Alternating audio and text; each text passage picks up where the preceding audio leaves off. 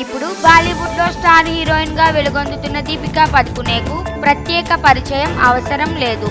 కానీ చాలా మందికి తెలియని నిజం ఏమిటంటే ఆమె సినీ ప్రయాణం మొదలైంది మాత్రం సౌత్ నుంచే. కెనడా స్టార్ హీరో ఉపేంద్ర సరసన నటించి ఆమె మొదటిసారిగా వెండి తెరకి పరిచయం అయ్యారు.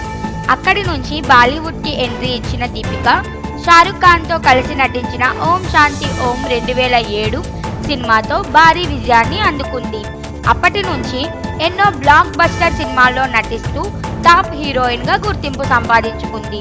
ఇటీవల పాన్ ఇండియా స్టార్ ప్రభాస్ నటిస్తున్న కల్కి సినిమాలో కూడా భాగమవ్వడం ద్వారా సౌత్ ప్రేక్షకుల మనసులు కూడా గెలుచుకుంది. అయితే కెరియర్ పరంగా ఈ స్థాయికి ఎదిగిన దీపికకు ఓ ప్రశ్న మాత్రం ఇప్పటికీ కన్ఫ్యూజనే. బెంగళూరు గిత్తే ముంబై ఏది ముఖ్యమైనది అన్నదానికి ఆమె ఇప్పటికీ సమాధానం చెప్పలేకపోతోంది. ఇన్స్టాగ్రామ్లో ఇటీవలే ఒక సరదా వీడియో షేర్ చేస్తూ దీపిక అంది, నా చిన్నతనం అంతా బెంగళూరులోనే గడిచింది. అక్కడ నా స్కూల్ కాలేజీ ఫ్రెండ్స్ అన్నీ అక్కడే. ఎప్పుడైనా బెంగళూరు వెళ్తే నిజంగానే నా ఇంట్లో ఉన్నట్టు అనిపిస్తోంది. కానీ ముంబై మాత్రం తన కెరియర్ని నిర్మించిన నగరమని చెబుతోంది. ముంబై నాకు జీవితం ఇచ్చింది, అందుకే ఇప్పుడు ఇక్కడే స్థిరపడిపోయాను.